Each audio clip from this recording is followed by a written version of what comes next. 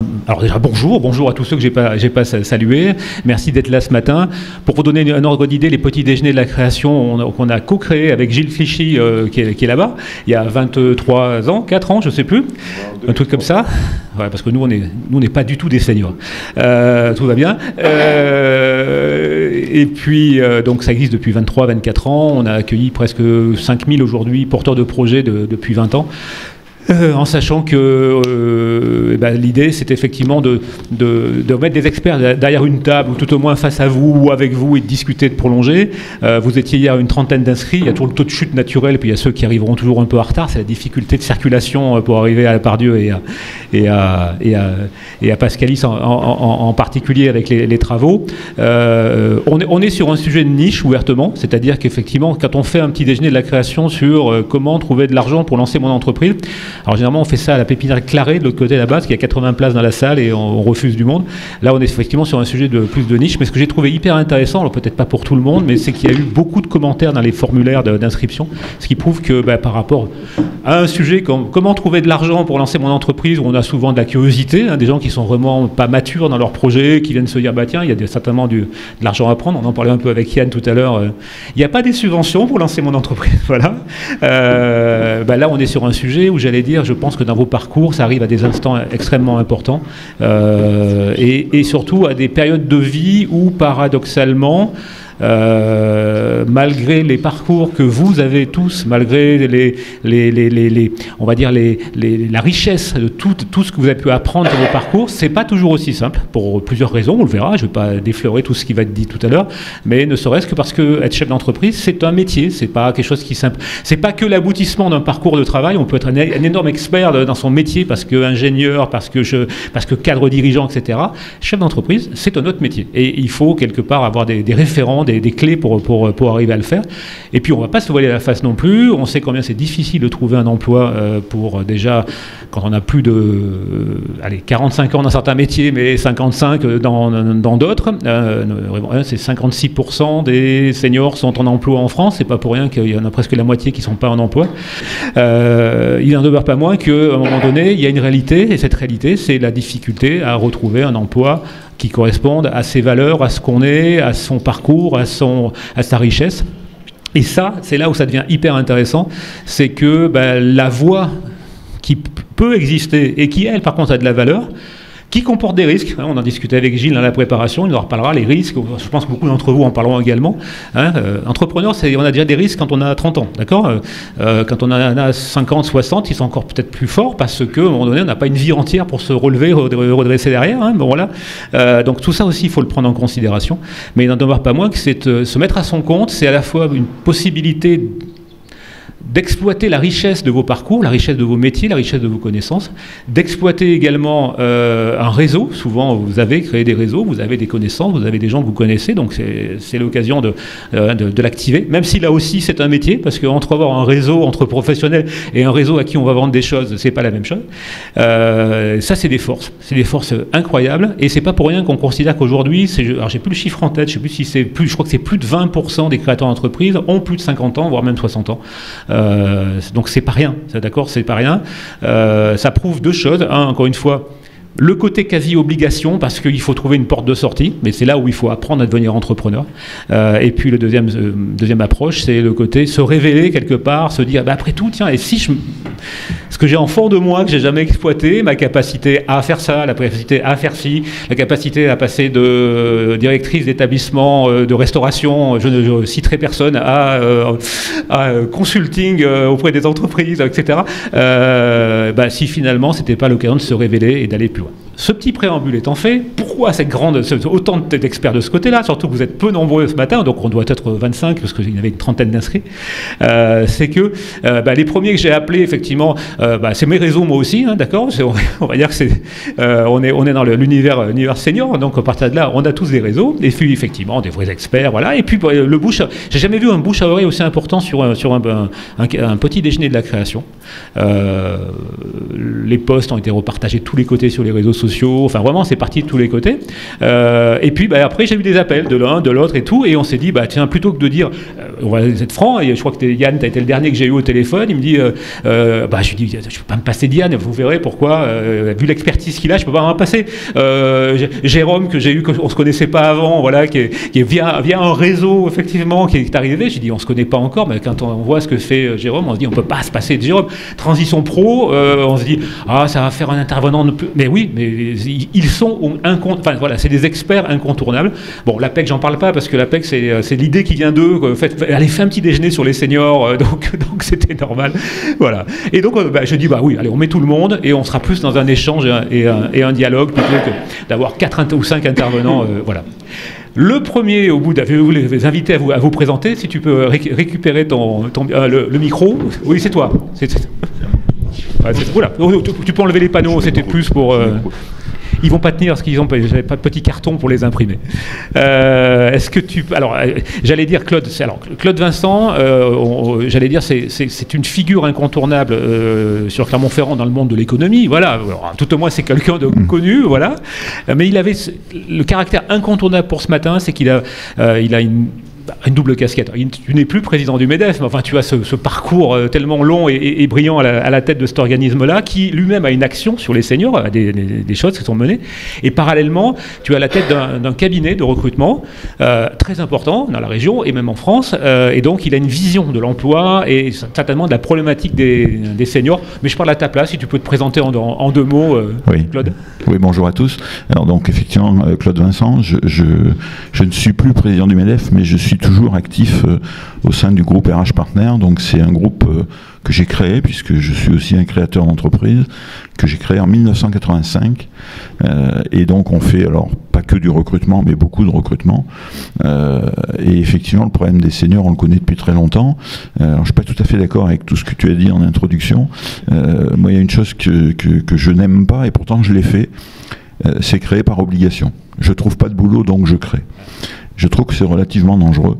Donc il faut prendre un petit peu de recul par rapport à ça et se dire est-ce que c'est vraiment ça que je veux faire. Bon, moi je suis un passionné par l'entreprise, c'est la raison pour laquelle j'ai pris la présidence du MEDEF il y a 6 ans, parce que le MEDEF c'est accompagner l'entreprise et moi j'adore la création d'entreprise. N'empêche que la création d'entreprise, ça a été dit, c'est un risque que moi j'adore, j'ai passé ma vie à prendre des risques et dans ma vie professionnelle et dans ma vie personnelle, donc j'adore le risque, mais ça doit se peser.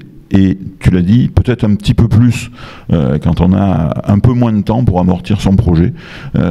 Mais moi, j'ai presque 13 ans et j'ai un projet en cours. Donc, on peut y aller. Il y a pas de... Quand on veut y aller, ouais. C'est ça. Mais bon, oui, effectivement, leçon de risque, on en reparlera parce que c'est hyper important. Et c'est vraiment l'autre volet de la pièce, quoi, c'est ça. Oui. Et je voulais rajouter, par rapport au recrutement et par rapport à l'embauche des seniors, alors, sans parler de l'action du MEDEF qui est relativement forte, et l'action des RH Partners, parce qu'on a aussi des missions dans ce domaine-là, mais aujourd'hui, évidemment, ça dépend du poste, mais j'ai de plus en plus de clients qui ne me parlent plus de l'âge de la personne qu'ils veulent recruter. Quand il s'agit d'un cadre. Je dis toujours, c'est dommage, mais c'est comme ça. Une secrétaire de direction qui a 60 ans, elle n'a aucune chance de retrouver du boulot à 60 ans dans ce métier-là. Parce que pour le même prix, enfin pour la moitié du prix, on en trouve une qui est aussi efficace. Donc sur ces métiers-là, c'est compliqué. Mais sur les métiers à valeur ajoutée, sur lesquels on a besoin d'un parcours, d'une performance et de compétences, l'âge est de moins en moins sollicité. Tu parlais tout à l'heure de 45 ans, donc moi vous avez compris, je fais ce métier depuis 40 ans. Oui, il y a 40 ans, on nous disait non mais attendez, il a 45 ans, c'est un vieux con quoi. Aujourd'hui, il a 60 ans, il lui reste quoi, 5-6 ans à travailler? Bon mais ok, on y va. Ah oui. C'est intéressant parce qu'effectivement on entend beaucoup de choses et là tu vois le vécu du quotidien, de la réalité, parce que c'est vrai que il y a peut-être aussi des a priori dans les têtes, on le verra tout à l'heure effectivement, voilà. À côté un autre senior, un senior hyper actif, Gilles. Alors Gilles Flichy, donc comme je vous l'ai dit, on a co-créé les petits déjeuners de la création et Gilles, donc je le connais depuis maintenant 25 ans, 30 ans, voilà, et je crois qu'il n'a jamais été aussi actif depuis qu'il est retraité. En quelques mots, l'homme des réseaux, qui tu es Gilles, et voilà le profil. Alors moi, contrairement à Claude, j'ai pas créé effectivement, ou très tardivement. Effectivement, j'ai commencé, moi, je voulais créer, à la sortie de mes études, mais mon partenaire, je voulais créer une boutique d'art africain, export, et puis il m'a lâché, et finalement je suis rentré dans l'entreprise. Et bien, m'en a fait, parce qu'effectivement, c'est comme ça que j'ai pu effectivement voir quel était le problème de la reconversion, ce à quoi je m'attache aujourd'hui. Et donc je suis arrivé à Clermont dans les années 98 pour prendre la direction de ce qui est devenu AG2R, la mondiale sur l'Auvergne, groupe de protection sociale. Et effectivement, très parallèlement, j'ai développé une activité en réseau en devenant assez rapidement membre, puis président, puis animateur d'un club APM, c'est un club de dirigeants. Bon, j'ai été dans l'ANDRH, j'assure l'animation de l'Interclub du Grand Clermont qui regroupe les 37 clubs économiques de la région qui ne sont pas avisés uniquement business. J'ai traîné mes pasques également au MEDEF aussi, ce que j'allais dire, de Claude. Et j'ai créé mon entreprise, enfin j'ai pris mon autonomie à 60 ans en tant que directeur d'AG2R La Mondiale. Je me suis installé en tant que... j'ai pris un statut d'auto-entrepreneur quand je suis devenu animateur de club APM. Et puis j'ai commencé à faire du conseil en orientation, réorientation. Et aujourd'hui, donc, je suis président de l'Institut de la Vocation, qui est un institut qui regroupe 65 consultants répartis sur toute la France et qui travaille sur tout ce qui est insertion, c'est reconversion, orientation et également animation d'équipes de dirigeants. Voilà. Donc aujourd'hui, et puis à mes heures perdues, je taquine le bois, je fais de la sculpture sur bois. Et ce qui était un vieux rêve aussi, c'était de concilier l'art, l'orientation et puis l'animation de réseau. Donc je peux dire qu'à partir d'aujourd'hui, j'ai également 73 ans. Donc toi, tu les as pas encore, toi. Hein, moi, je les ai depuis le mois de janvier. Et donc je peux dire qu'aujourd'hui, j'ai trouvé du sens à un parcours professionnel où j'ai eu du temps à trouver quelle était ma vocation. Voilà. Il m'a fallu beaucoup de temps. À 45 ans, ça a été le premier virage, où j'ai tenté de créer un cabinet de conseil en orientation, mais j'avais 5 gamins, j'avais des charges, on reviendra à côté. Il y a un certain nombre de facteurs qui font que le risque, il faut savoir le prendre, mais pas être complètement inconscient, parce que derrière, on ne sort pas forcément indemne de ce type d'expérience. C'est clair. Merci Gilles. Oui, si tu peux t'approcher un petit peu, Florian. Ouais, c'est bon, il fonctionne, tout va bien. Oui, je peux mettre un poil plus fort si besoin. Donc, Florian, c'est effectivement la représentation. Enfin, tu es indépendante de statut, non ? L'activité à côté. L'activité à côté, c'est ça. Florian représente l'APEC. L'APEC qui a une vraie dimension accompagnement, par définition, des personnes en recherche d'emploi, mais aussi, et des cadres, bien sûr, mais aussi une vraie fonction, mission autour de la création d'entreprise, qui n'est pas toujours nécessairement, on s'en rend pas compte. Et Florian a un vrai parcours là-dessus, donc je te laisse te présenter. Et voilà. Oui, donc Florian. Attends, oui, je vais te mettre plus fort. Vas-y, bouge pas. T'es bon. Bonjour. Vous m'entendez ? Ça y est. Ouais. Florian Hospital, donc je travaille à l'APEC, qui n'est pas l'Agence pour l'emploi des cadres, mais bien l'Association pour l'emploi des cadres. Et donc j'accompagne tout au long de leur vie professionnelle les cadres qui souhaitent quitter leur entreprise, y évoluer, retrouver un emploi ou créer, reprendre une entreprise. Donc je suis responsable de l'entrepreneuriat et reprenariat sur la région Auvergne et j'accompagne sur toute la France et l'outre-mer à distance des personnes qui veulent créer ou reprendre.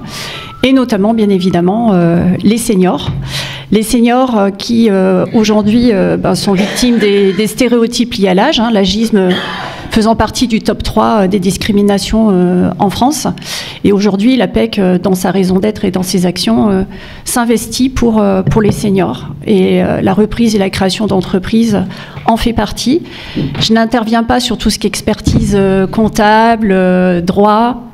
Et le but, c'est vraiment de vous accompagner sur l'adéquation homme ou femme projet. Donc, est-ce que ce projet vous correspond en termes de motivation, de compétences, de valeurs, en termes de contraintes aussi, hein, contraintes de santé, de famille, de financement. Et ensuite, et c'est pourquoi je suis là aujourd'hui, c'est orienté vers la richesse du réseau de Clermont-Ferrand ou d'Auvergne pour que vous puissiez aller plus loin de façon sécurisée. Voilà. Vous verrez aussi, c'est aussi pour ça qu'il y a beaucoup d'intervenants, c'est que la richesse de notre région, elle est là. Franchement, ce sont les réseaux. Je ne sais pas si pour vous, vous êtes déjà dans des réseaux, si vous êtes voilà, c'est que tout le monde se connaît, je pense déjà. C'est pas comme à Lyon ou à Paris, tout le monde se connaît, tout le monde passe son temps à s'envoyer mutuellement. Quand il y a quelques jours, en disant tiens, j'ai croisé quelqu'un qui a besoin d'un coup de main, est-ce que tu peux l'aider? Et oui, vas-y, attends, mais oui. Et puis la personne va recevoir gratuitement et sans souci, la personne va débriefer. Mais attends, je suis peut-être pas le meilleur dans ce sujet-là. Je te renvoie sur une autre personne et ça marche beaucoup. Dites bien que c'est là-dessus, c'est une vraie richesse reconnue pour la création d'entreprises dans nos territoires. La difficulté, c'est de trouver souvent le bout de la ficelle, c'est par où je rentre. Vous avez un organisme qui porte bien son nom, Transition Pro, hein, Christelle. Alors aussi, en quelques mots, est-ce que vous pouvez nous dire qui vous êtes et l'organisme que vous représentez? Alors, ce que vous faites. C'est bon, ça fonctionne.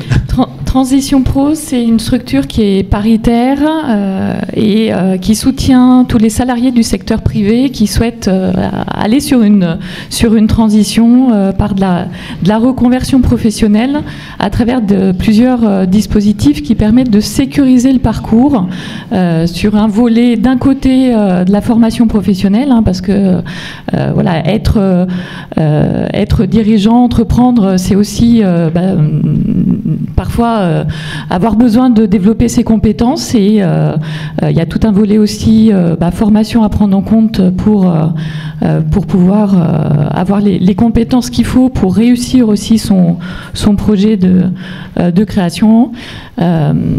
Et Transition Pro, c'est aussi une structure qui est une commission paritaire interprofessionnelle et régionale qui non seulement accompagne à travers des dispositifs, mais aussi qui évalue les projets. Par rapport à cette activité que l'on a, ça nous permet de voir beaucoup de situations et de projets complètement différents et de pouvoir émettre des avis sur le caractère réel et sérieux du projet. Pas forcément pour sanctionner, même si parfois quand la commission prend des décisions de rejet, les gens peuvent le percevoir comme ça, mais surtout pour aider les personnes à se poser les bonnes questions et peut-être retravailler certaines fois certains points qui méritent d'être approfondis pour éviter de prendre trop de risques. Transition Pro, en Auvergne-Rhône-Alpes, on est sollicité par environ 6000 personnes par an qui sont salariées, qui souhaitent se reconvertir, soit pour être salariés, soit pour créer une entreprise. Et parmi ces 6000 personnes, il y en a la moitié qui souhaitent devenir indépendants. Donc c'est quand même une demande sociale qui est forte et qui, depuis plusieurs années, ne diminue pas. Donc il y a vraiment une vraie tendance qu'on constate chez nous à la hausse de personnes qui osent franchir le pas. Et parmi le public également, et parmi un des sujets qui est assez cher au cœur des partenaires sociaux en ce moment, il y a la création d'entreprises, il y a le sujet des personnes expérimentées pour leur permettre d'aller jusqu'à l'âge légal pour partir à la retraite. Et il y a un troisième sujet, c'est l'usure professionnelle, parce que en fin de carrière, certaines personnes rencontrent une exposition à des risques professionnels qui ne leur permettent plus d'exercer. Alors voilà, vous disiez tout à l'heure que parfois c'est une solution pour ne plus être salarié, même si c'est pas toujours la bonne solution. Malgré tout, certaines personnes aussi l'envisagent comme un rebond possible, et c'est aussi quelque chose qui est vraiment important. Et oui, parce que plutôt qu'avoir effectivement un trou sur le CV, j'allais dire, et d'être en phase de demandeur d'emploi, c'est vrai qu'il faut reconnaître que le créateur d'entreprise, à un moment donné, sur un CV, ça apporte une valeur encore supplémentaire, effectivement. On dit, tiens, c'est quelqu'un qui a du courage, qui est polyvalent, qui a été capable de se remettre en question, et que ça peut permettre de rebondir, parce qu'en plus, ça crée un réseau. Et si vous créez des réseaux, vous allez rencontrer peut-être un employeur qui vous dira, allez, je vous prends et revenez vers nous. Tout le monde n'a plus envie, après une fois, quand on a goûté parfois la liberté, on n'a plus envie de revenir, mais n'empêche que c'est une vraie clé. Merci Christelle, on y reviendra. Alors Jérôme, j'allais dire, voilà, oui, c'est ça, je ne peux pas vous passer le micro. Donc tu as un cabinet Disalite, c'est ça? Voilà. Comment tu dis? Disalite. Ah voilà, je me posais la question qu'il y a 10 devant, est-ce que c'était à la française derrière? Voilà. Ouais. Ok, et puis j'allais dire, toi ta spécialité c'est aussi ça finalement, c'est d'être capable à un moment donné d'accompagner des transitions et d'amener des gens dans leur réflexion à un moment donné, leur maturation. Est-ce que voilà, quelques mots, qui es-tu, ton cabinet? Voilà. Et pourquoi tu es là ce matin? En dehors du... Alors, pardon, je vous l'ai pas dit, il y a, ça s'appelle un café, d'accord, et donc il y a la sortie croissant et café normalement qui vous attendent si vous avez envie de prolonger après avec l'un ou avec l'autre. Pardon. Alors, je rassure tout le monde, je suis pas venu uniquement pour les croissants et le café. Non, bah t'as bien fait. Parce que bon, c'est... Donc oui, Jérôme Dupic, j'ai un cabinet qui s'appelle Disalite Conseil. Je suis actif depuis 4 ans sur la région, sur ce cabinet-là. Ma carrière est plutôt industrielle. J'ai eu plusieurs postes dans l'industrie, et notamment en direction financière et en direction opérationnelle. Globalement, mon job, c'est principalement d'aider les dirigeants dans leur entièreté à se challenger sur leurs projets, que ce soit des projets commerciaux, que ce soit des projets de développement, que ce soit des projets de préparation à la vente ou que ce soit des projets de création. On est là en création, donc globalement je m'adresse un peu à tous ceux qui ont un projet en tête. Ce que je fais, c'est que je prends le projet du chef d'entreprise, je vais le mouliner, lui donner mon avis et le challenger sur des aspects financiers ou des aspects plus de développement commercial. Est-ce qu'il y a un véritable marché? Est-ce qu'il y a une viabilité à terme sur votre projet? Est-ce que vous êtes en capacité de vous payer à terme? Il y a énormément de points qu'il faut regarder quand on se lance. C'est pas juste se dire je vais me créer moi-même mon emploi ou je vais rentrer dans une niche market histoire d'avoir quelque chose pour l'avenir. C'est vraiment une vraie stratégie personnelle et d'entreprise. Il y a plein d'étapes à ne pas rater.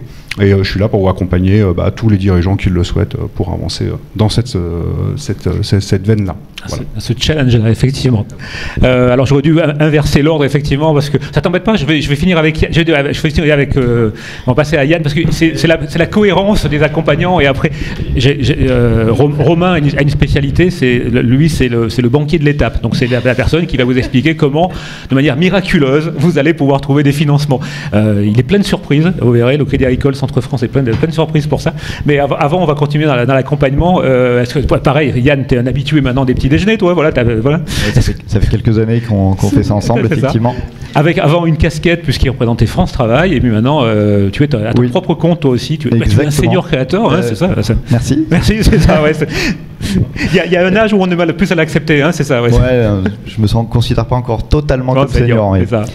Mais voilà, donc moi je suis Yann Denefle, je suis un ancien conseiller création d'entreprise de France Travail, ANPE, Pôle emploi, France Travail. Donc ça fait une vingtaine d'années que j'accompagne des demandeurs d'emploi, porteurs de projets de création d'entreprise et des chefs d'entreprise.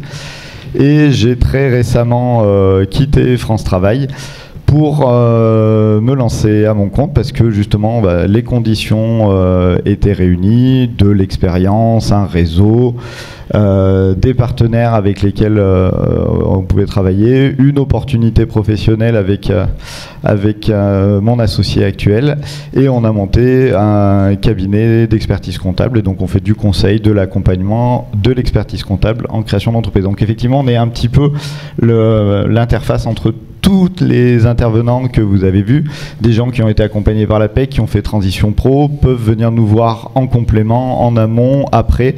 Nous, on va les aider à chiffrer le projet.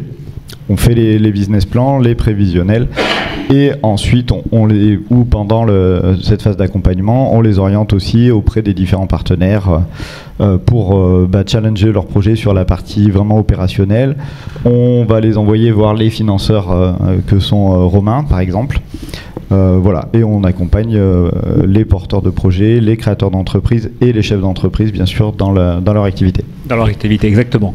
Vous l'avez vu, même quelque part, parce qu'on peut presque dire que Jérôme et Yann sont concurrents quelque part, d'une certaine façon. Toi, il y a le côté expert comptable qui se rajoute, mais voilà. Ouais. Mais j'allais dire, c'est ça la force de notre région et des réseaux, c'est que je suis certain que, là, je suis pas sûr qu'ils se connaissaient, mais qu'après, derrière, en fonction des profils, vous verrez, le réseau fonctionne bien. Et ça, c'est un vrai plus. Si vous allez plus loin, vous verrez que ça ça compte beaucoup. Et Romain, donc on va te passer le micro. Alors, comme je vous l'ai déjà dit, voilà, c'est donc le Crédit Agricole, pratiquement l'acteur numéro 1, je pense l'acteur numéro 1 sur la création d'entreprise dans notre région. Hein, dans la région. Ouais. Dans la région, c'est ça, et peut-être même au niveau national, je ne sais pas. Après, ça se partage, mais okay. Disons que c'est un acteur local important. Important, voilà. Et Romain, voilà, en quelques mots là aussi, qui tu es et la banque que tu représentes. Enchanté, Romain Ciseaux. Moi, je travaille pour le Crédit Agricole. Je suis chargé de segment création reprise et start-up depuis bientôt... alors ça a changé le nom en cours de route, mais une quinzaine d'années. Avant, j'étais entrepreneur dans l'industrie du bois. Voilà.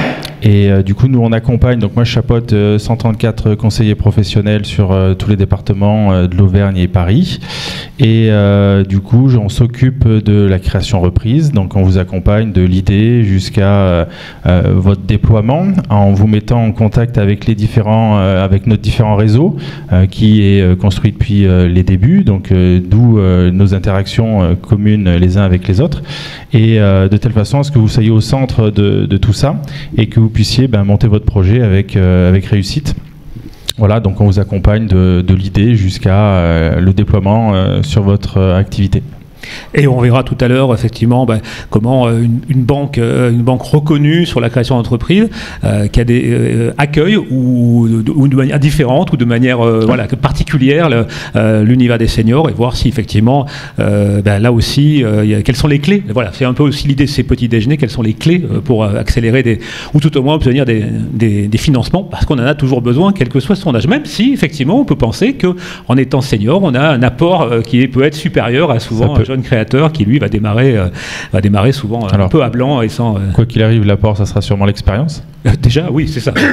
Donc après, on regardera pour l'argent. Exactement, tout à fait. Alors, j'aimerais revenir avec Claude, parce que Claude, vous l'avez compris, c'est celui qui a cette vision la plus, je pense, la plus globale. 20% des créateurs d'entreprises actuellement en France, chiffre donné par la BPI sur une étude récente, sont des seniors. Pour toi, ta lecture un peu du marché de l'emploi des seniors et cette lecture de se dire l'hypothèse de créer, est-ce que pour toi c'est quand même quelque chose de positif ou plutôt à risque? Tout à l'heure, tu étais un peu entre les deux. Je parle quand on est un peu obligé quelque part. C'est sûr que si c'est motivationnel, si on en a rêvé toute sa vie et qu'on se dit waouh, j'ai 60 ans et j'ai encore envie de créer, ça va, c'est peut-être différent. Mais quelle est ta lecture globale de ce J'ai envie de répondre les deux, mon capitaine. Oui. La création d'entreprise, c'est toujours un risque, c'est évident. Encore une fois, moi, c'est un risque que j'adore et j'ai aussi beaucoup accompagné de cadres qui viennent nous voir au cabinet et nous disent j'ai à peu près fait le tour de ce qu'on peut faire en entreprise, j'ai une idée, je vais y aller. Vas-y, quoi. Ouais. Pour moi, c'est directement, vas-y, il faut le faire. Si c'est un rêve, il faut y aller. Tout à l'heure, je disais, si c'est une obligation, c'est un peu dommage, mais si c'est une obligation, ça veut juste dire qu'il faut que je construise un peu mieux mon projet, parce que quand j'arrive à 60 ans, Gilles l'a dit, hein, j'ai mis longtemps à dire que j'avais envie d'être chef d'entreprise, mais j'avais cette envie derrière la tête. Le jour où cette envie elle est pugnace, ça veut dire que le sujet, on l'a déjà un peu travaillé. Alors pas suffisamment, souvent on rêve et on n'a pas chiffré, il y a plein de choses qu'on n'a pas fait, mais on peut y aller. Donc pour moi, la création d'entreprise, même si, je le disais tout à l'heure, même si c'est une obligation, on peut y aller, il faut juste qu'on y aille avec un peu plus de réserve que voilà. Et puis c'est vrai que ça a été dit aussi, quand je crée à 20 ans, je me casse la gueule, c'est pas grave, je redémarrerai sans aucun problème. Je me casse la gueule à 62-3 ans, là c'est plus compliqué de rebondir. Mais il n'y a pas de raison qu'on se casse la gueule d'abord, il y en a plein, mais si on maîtrise, on passe. Moi je suis chef d'entreprise depuis 40 ans, j'ai passé tout près du gouffre au moins 2 fois, parce que le recrutement c'est un métier à haut risque, on va dire, par rapport à l'entreprise. Eh bien, les 2 fois, on a sauvé la boîte. Aujourd'hui, le groupe, c'est une trentaine de cabinets. Il y a des cabinets qui n'ont pas passé le cap de certaines crises. On sait pourquoi. C'est un problème de personnalité du chef d'entreprise, qui n'a pas eu, je vais être un peu grossier, les couilles de prendre des risques à ce moment-là. Donc, la création, quel que soit l'âge, c'est un risque. À 60 ans, c'est un peu plus risqué parce qu'on a moins de temps d'abord pour amortir son projet et ensuite, si jamais ça ne marche pas, c'est un peu plus compliqué. Mais encore une fois, si c'est bien conçu, un projet, ça fonctionne. Les projets bien accompagnés, ils passent la rampe. Oui. Donc il n'y a pas trop de sujets de ce côté-là, quoi. Et à côté, je le disais tout à l'heure, effectivement, on reçoit, nous, au cabinet, des gens qui nous disent « j'ai un peu de mal à trouver, je vais créer ». Bon, ok, et bien avant de faire ça, tu vas faire, alors ça s'appelle un bilan de compétences, mais c'est pas le terme, hein, Oui, on va faire avec un consultant une bonne analyse de dire tu es fait ou tu n'es pas fait pour être chef d'entreprise. Pas sur les compétences. Les compétences techniques, c'est pas vraiment le sujet pour la création. C'est les compétences d'être seul, d'être autonome, d'avoir du réseau et de savoir aller chercher au bon endroit les bonnes solutions. Hein, certains d'entre nous ont été cadres dans des grands groupes. Dans un grand groupe, quand on a un problème, on prend son téléphone et le problème, il y a quelqu'un qui nous aide à le régler. Quand on est chef d'entreprise, on n'appelle pas les mêmes personnes. Ah oui. Quand on ose les appeler. Donc la personne, je ne sais plus qui le disait tout à l'heure, à 20 ans on n'a pas de réseau, ou en tout cas il n'est pas très solide et il n'est pas très pro. À 50 ans on a un peu plus de réseau, c'est pas forcément le bon. Et oui, c'est ça. On connaît, j'en sais rien, son réseau de fournisseurs, son réseau de clients, mais c'est pas forcément ceux qui vont nous aider. Mais, et tu le disais très bien, par rebond, on va trouver le bon créneau. Donc à 50 ans, 60 ans, c'est relativement plus facile de s'orienter son réseau, mais il ne faut pas se tromper. Et donc nous, souvent, alors moi je dis toujours à mes consultantes qui font ce métier, je vous interdis de dire non à un créateur. Je vous interdis de lui dire votre projet n'est pas bon. D'accord, ok. La seule chose que je leur dis, c'est tu vas lui dire est-ce que tu as pensé à ça, à ça, à ça. Ouais. Et selon chaque personne qu'on a en face de nous, c'est pas les mêmes choses auxquelles il n'a pas pensé. Alors bon, on pourrait dire tu es absolument incapable de gérer ton budget personnel. Peut-être pas trop la peine d'envisager de créer une entreprise, quoi. Ouais. C'est un exemple tout bête, mais tu es incapable de travailler seul, crée pas une entreprise, ou alors il faut que tu crées une entreprise, il y a déjà des collaborateurs, c'est quand même pas facile, quoi.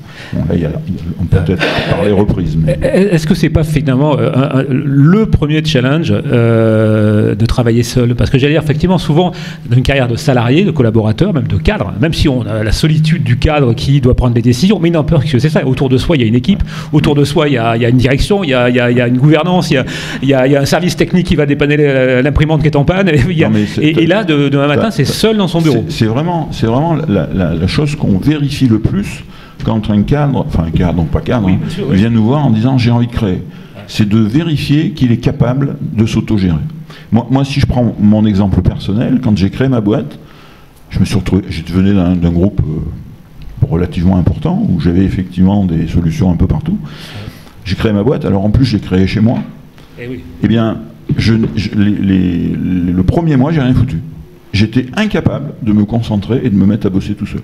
J'ai eu la chance de rencontrer quelqu'un qui est connu aussi dans les réseaux à Clermont, qui s'appelle Christine Bellim, qui venait de créer sa boîte, qui était toute seule dans son coin, et qui m'a dit on va partager le bureau. Et bien je pense que ça nous a sauvés tous les deux. Aujourd'hui, les espaces de coworking, c'est top pour ça, parce que ça permet ça. Et j'ai un autre exemple, malheureusement très proche de moi dans ma famille, de quelqu'un, d'un de mes frères, qui a créé, qui a repris à 50 ans, mais lui, il sortait de grands groupes, et il s'est cassé la gueule en 2 ans, parce qu'il a été incapable d'aller chercher le réseau au moment où il en avait besoin. Ça a duré 2 ans. Il a perdu beaucoup d'argent. Mais, s'il m'avait posé la question, je lui aurais dit, t'es pas fait pour être entrepreneur. Oui. Vaste débat qu'on a aussi avec tous les créateurs. Hein. Une fois par an, quasiment, ou une fois tous les 18 mois, on a ce fameux petit déjeuner créateur inné ou acquis, hein, Gilles, qui nous a laissé des souvenirs mémorables à une époque, voilà. Parce que, effectivement, si... On peut avoir des prédispositions pour être un entrepreneur, savoir se prendre en main, savoir effectivement, c'est pas évident, encore une fois, seul face à son bureau, ça change tout. Mais c'est quand même mieux quand on apprend, hein, quand on fait l'effort d'aller vers l'autre, un peu ce qu'on fait là, d'aller se poser des questions, d'aller interroger, poser, et accepter d'être remis en question. Parce que alors ça... Pour accompagner des créateurs d'entreprise depuis 25 ans, voilà, je vois au terme des petits déjeuners, certains qui sont complètement qui viennent nous voir, qui posent plein de questions et tout, puis certains qui viennent affirmer que leur projet c'est le meilleur au monde et que de toute façon, voilà. Donc c'est là où c'est compliqué. Mais tous les projets qui démarrent sont les meilleurs du monde. Hein. Normal. Sinon, il ne faut surtout pas le démarrer. C'est ça. Forcément. Mais là aussi, on parle. même après la solitude du chef d'entreprise. Hein. Donc le chef d'entreprise, même qui est à la tête d'une boîte de 100, 200 personnes, le moment où il faut prendre une décision, il est tout seul. Donc ça, c'est quelque chose qui se mesure avant de commencer. Et si on n'a pas cette capacité-là, pour moi, c'est la seule capacité qui est absolument indispensable. Les autres, je suis pas commercial, mais c'est pas grave, je vais me forcer. Je suis pas très technique dans ce métier-là, ça n'a aucune importance, je vais l'apprendre. Ou les gens avec qui je travaillerai me l'apprendront. Par contre, si je sais pas tout seul prendre des décisions, quasiment tous les jours, des petites décisions comme des grosses décisions, eh bien, il ne faut pas que j'y aille. Mais d'ailleurs, si je sais pas faire ça, j'ai pas forcément une carrière professionnelle très brillante. Est-ce qu'on peut alors juste une dernière question, est-ce qu'on peut se challenger dans des réseaux, justement, je sais pas, est-ce qu'on peut aller au MEDEF sans être encore, en étant créateur, et se faire challenger par des pairs, alors même s'il y a d'autres réseaux pour ça, je pense, hein, entre guillemets. Il y a d'autres, le MEDEF, très clairement, aujourd'hui, à Clermont, oui. C'est un des domaines dans lequel on n'a pas encore mis les moyens pour accompagner. C'est un choix. Enfin, okay. Je veux dire, c'est mon choix. Quand je suis arrivé au MEDEF, il y avait beaucoup de choses à faire. Il y a ça à faire, mais il y a d'autres gens qui le font très bien. Oui, voilà, c'est ça. Et donc, c'est pas la priorité qu'on a mise. Donc aujourd'hui, c'est pas le cas. Par contre, quelqu'un qui vient de créer, il peut venir au MEDEF où il va rencontrer ce que j'appelle moi ses pairs, mais ça va aller des gens des très grands groupes à des consultants, parce qu'au MEDEF, contrairement à ce qu'on peut penser, il n'y a pas que les entreprises du CAC 40. Et donc, on rompra la solitude du chef d'entreprise. C'est-à-dire qu'on pourra rencontrer, comme dans beaucoup d'autres réseaux, mais des gens qui ont les mêmes problématiques que nous au quotidien. Et l'avantage du MEDEF, hein, une des caractéristiques du MEDEF, c'est qu'on est très polyvalent, parce qu'il y a beaucoup de chefs d'entreprise, et qu'on est dans beaucoup d'organes, dont le vôtre, et où on peut diriger les gens vers la bonne... On n'a pas la solution au MEDEF, mais on sait où elle est la solution. Et donc on peut vraiment accompagner. Alors je vais faire un peu de pub pour le MEDEF, mais quand on recommande quelqu'un de la part du MEDEF, je viens de le faire ce matin avant de rentrer ici sur un problème un peu grave, à l'inverse d'une entreprise en difficulté, eh bien j'ai eu un rendez-vous avec le président du tribunal de commerce en un quart d'heure.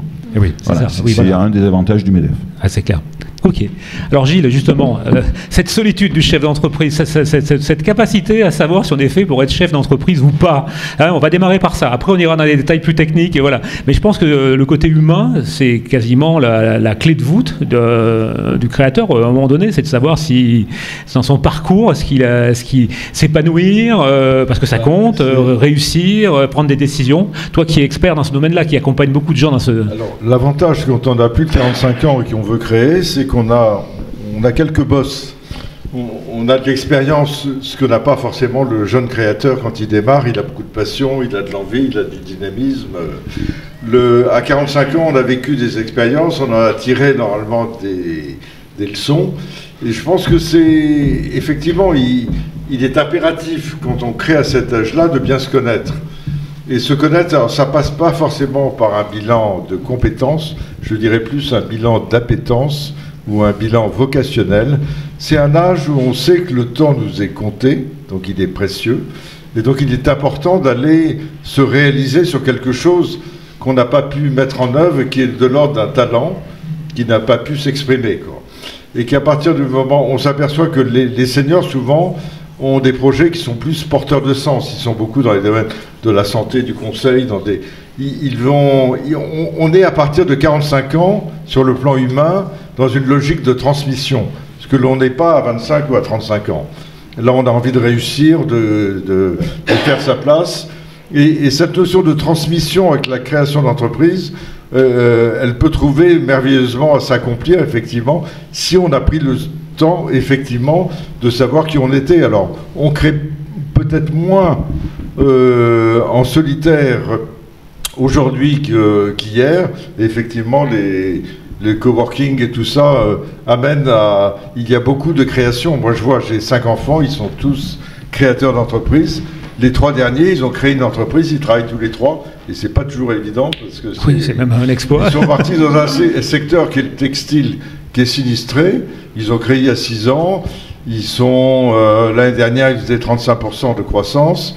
Ils viennent d'ouvrir une boutique à Tours, à Lyon. Là, ils partent à Cherbourg. Ce qui va être important, effectivement, c'est est-ce que mon entreprise correspond à ce que j'aime, les talents que j'ai pas pu accomplir. Moi, c'est ce que je fais aujourd'hui à mon âge. Hein. J'ai mis du temps, effectivement, parce que j'étais très désorienté. J'avais pas, à l'époque, d'organismes comme ceux qu'on vient de voir, que ce soit l'APEC ou Transition, ou l'Institut de la vocation, qui vous aident à savoir qui vous êtes. Et une fois qu'on a trouvé, effectivement, là où on veut aller, l'expérience qu'on a vécue nous donne aussi un sens de la résilience. Il faut être persévérant. Effectivement, il peut y avoir des moments, ça peut être dur de démarrer, c'est important de mettre en jeu ces valeurs-là, et puis ça, le fait de créer à plusieurs, ce qui marche très bien actuellement. On sait que les seniors qui créent, la transition, la reprise d'entreprise, ils sont idéalement faits pour ça. Ils ont conduit des nombreux projets, c'est une génération qui a eu à beaucoup s'adapter. Il y a également le fait de peut-être créer avec un senior et un junior. On parle beaucoup de la cohabitation des générations dans l'entreprise, mais là, d'avoir un senior avec son expérience et un junior qui, lui, sera beaucoup plus au fait de l'évolution de toutes les technologies, il y a actuellement quelque chose qui inquiète les entreprises. Bon, les jeunes partent plus facilement dans la technique de l'IA. Les anciens, les seniors, ont un regard sur l'IA qui leur permet de garder une distance et d'en faire leur esclave et pas devenir l'esclave de l'IA, par exemple. Donc il y a une façon de créer peut-être qui nécessite d'être un peu innovant, de sortir des sentiers battus et de se dire il faut peut-être pas que je reproduise ce qui s'est passé et que j'imagine des choses différentes. Mais les seniors, ils ont quand même connu, ils sont pas nés avec un ordinateur dans les pattes. Hein. Il a fallu qu'ils s'y mettent. C'était un choc en termes d'apprentissage qui a été très important. Et je pense qu'ils ont la capacité. Ce qui est important, c'est d'avoir cette envie d'apprendre. C'est pas parce qu'on est senior. Moi, j'adore apprendre. J'ai beau avoir 73 ans, je continue en permanence à me passionner et à m'ouvrir, à essayer l'IA. Pour moi, je l'utilise en tant que conseil en orientation et réorientation. Ça fait longtemps que j'utilise même plusieurs IA, je les compare. J'ai créé un groupe de travail avec plusieurs consultants où on essaie d'expérimenter, de voir comment on peut. Et aujourd'hui, on va plus loin. On vient de lancer un atelier pour accompagner en orientation et réorientation les personnes qui ont subi un traumatisme psychique. Et on sait que dans l'entreprise, c'est 20 à 30% des salariés aujourd'hui. L'IA, c'est catastrophique. Je faisais intervenir récemment le directeur de l'hôpital Sainte-Anne sur une visioconférence. C'est quelqu'un qui est passé 2 fois à la Grande Librairie, qui est rentré à l'Académie française, qui est en même temps un musicien, un violoniste international, et il disait, mais l'IA mis dans des mains trop jeunes aujourd'hui va générer une épidémie de maladies psychiques. Il faut que l'entreprise se prépare. Or, pour accompagner ces gens-là, on est très démunis. Je me retourne vers le MEDEF.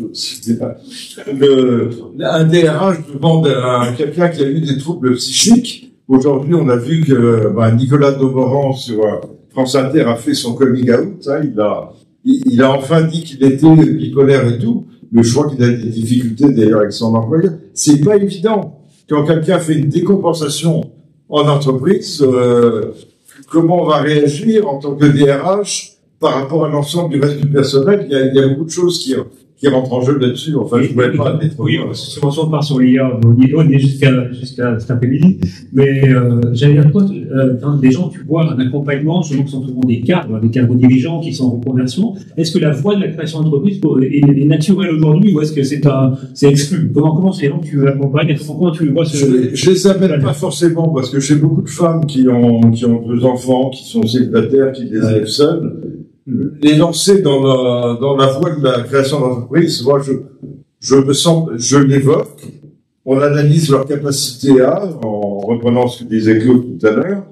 Mais je vais les amener aussi à prendre en compte le fait que, financièrement, à partir de 45 ans, pour trouver un financement, là, il y a un représentant du Crédit Agricole, C'est plus compliqué. Alors, vous avez peut-être effectivement mis de l'argent de côté, vous n'avez plus vos enfants à charge. À 50 ans, il y en a qui ont quitté le lit familial. Il y a un certain nombre de contraintes qui ont disparu. L'emprunt de la maison, il est peut-être sur la fin, ou il est peut-être terminé. Donc, il y a des éléments favorables aux seniors pour entreprendre, mais c'est vrai que l'argent qu'il a mis de côté, à 60 ans pour rebondir, ça va être plus compliqué. Donc il faut trouver cet équilibre. Oui, c'est ça. Donc j'en ai, moi, je me mets en garde, mais je dirais, je les mets en garde avec bienveillance et beaucoup en freinent mes recommandations et se mettent à créer. Là, j'ai une jeune qui avait une quarantaine d'années, qui était diacone d'Aubert-et-Duval, pareil, avec 2 enfants, elle était seule. Et finalement, je l'ai accompagnée pendant un temps un peu plus long. Aujourd'hui, elle est devenue conteuse et elle est devenue médium, c'est-à-dire qu'elle intervient en entreprise pour former les gens à l'intuition. Parce qu'aujourd'hui, on est dans un monde où l'imprévisibilité va devenir la règle générale. On pourra plus décider uniquement sur des critères rationnels et logiques. Et donc, l'intuition, elle travaille actuellement avec le CNRS, elle a formé 404 chez Decathlon, c'est devenu son terrain d'essai et elle a créé. Elle y est allée sur un domaine qui était à haut risque, mais ça marche. Aller chercher une demande de financement après la vente d'un bonjour. Je suis médium et je travaille sur l'intuition. On va faire un tout à l'heure. Sur la situation personnelle par rapport à la relation, évidemment, c'est quelque chose qu'il faut prendre en compte. Mais c'est, à mes yeux, trop souvent un frein qui ne devrait pas l'être. D'accord. Si on commence à se mettre ce frein, c'est même pas la peine d'avoir un projet. C'est-à-dire qu'il faut l'oublier. Mais il faut le prendre. J'ai créé, j'avais 2 gamins, pas d'âge, voilà, j'ai créé. Oui, c'était. J'ai moi durant un certain temps. Mais c'est pas grave. Quand on a la passion de créer, on a la passion de créer. Si on est accompagné, si on a un conjoint, il faut que ce soit partagé. Non pas qu'il habite dans le projet, parce que c'est ça, tout le risque pour aller. Mais en tout cas, qui l'accompagne, et qui soit OK pour dire, c'est un risque, et puis éventuellement, moi, j'assurerai l'arrière si nécessaire. Mais surtout ne pas avoir le frein au départ. Sinon, le projet de ça suffit d'avoir un frein technique, autant ne pas se mettre des barrières. Ça permet d'enchaîner avec Florian, parce que quand on disait à l'instant, dans la famille, effectivement, faire partager ton projet, que l'on soit cohérent, seulement on parle effectivement, c'est peut-être moi d'ailleurs qui est trop misé au début sur le caractère presque obligatoire de créer, donc sous-entendu chômage. Mais il y a aussi des dispositifs pour pouvoir démissionner, souvent les démissionnaires, et de faire des choix. Au de la PEC, Catalan aussi ce genre de dispositif, et est-ce que tu peux nous parler un peu de oui. Voilà, je pense que Christelle va faire le. Oui, voilà, je pensais que vous n'êtes pas à côté pour rien, je me suis dit, tiens, allez, pardon, vas-y, Florent. Donc, imaginons, vous avez travaillé votre projet de création de reprise, vous êtes en entreprise, vous êtes salarié, vous avez envie de quitter cette entreprise pour créer votre entreprise. Bien évidemment, ne pas démissionner, ni faire d'abandon de poste, sinon vous ne touchez pas votre chômage. Et vous allez essayer d'aller voir votre employeur avec un nom très moche, puisque vous allez aller voir pour lui demander une rupture conventionnelle, qui est quand même un accord. Et malgré tout, vous pouvez recevoir un nom. Vous pouvez recevoir un nom par rapport au coût de la rupture conventionnelle, la crainte du précédent. Si on dit oui à Paul, on va être obligé de dire à Géraldine la même chose derrière. Ça peut être aussi la peur de partir à la concurrence, et puis qui va vous remplacer le tuilage. Donc vous pouvez avoir un nom par rapport à la rupture conventionnelle. Donc le gouvernement a mis en place un dispositif qui n'est pas la démission, qui s'appelle le dispositif démissionnaire. Création de reprise d'entreprise, qui permet, sous condition, quand vous êtes en CDI, en salariat, en poste, dans une entreprise de droit privé, avec bien sûr d'autres conditions, de pouvoir faire un dossier extrêmement musclé, dans lequel vous allez présenter la genèse de votre projet, les compétences que vous allez transmettre dans votre entreprise, les qualités que vous avez, puisque vous allez faire tous les métiers du monde en tant que chef d'entreprise, une étude de marché, un prévisionnel à 3 ans, les personnes qui vous ont accompagné dans ce projet pour montrer le caractère réel et sérieux qu'évoquait Christelle tout à l'heure du dispositif. Vous travaillez ce dossier, on vient muscler avec vous. Et ensuite, il est instruit par transition professionnelle. Si vous recevez un mot, vous pouvez alors démissionner par ce dispositif démissionnaire, allez vous inscrire à France Travail et ensuite créer votre entreprise et bénéficier des allocations de retour à l'emploi. Alors, il y a quelques conditions en regardant le rétroviseur par rapport au moment où vous êtes en entreprise. Dans la 5 ans en arrière, on regarde qu'il n'y a pas eu une interruption. Alors, tu me diras si ça n'a pas changé, c'est toujours une semaine. Contrat. Donc, dans les 5 ans, faut avoir travaillé pendant 5 ans. S'il y a eu plusieurs contrats A, B ou C, au total, sur les 3 contrats, il faut pas avoir plus d'une semaine d'interruption de contrat. Pas de congé sabbatique et pas de congé pour création d'entreprise qui n'aurait pas donné lieu à des cotisations dans la France Travail. Et bien sûr, ne pas encore avoir créé ou repris d'entreprise. Voilà. On va trop rentrer dans les détails et vous pourrez aller voir les intervenants parce que quand on vient dire à l'instant de ne pas l'avoir fait, il y a une subtilité qui fait que vous pouvez perdre en 60 secondes plein le droit, dont les droits à chômage. Christelle, avant de vous donner la parole, je vous dis juste, tu peux nous préciser côté France Travail, ne citez plus France Travail, la loi a changé le 1er avril.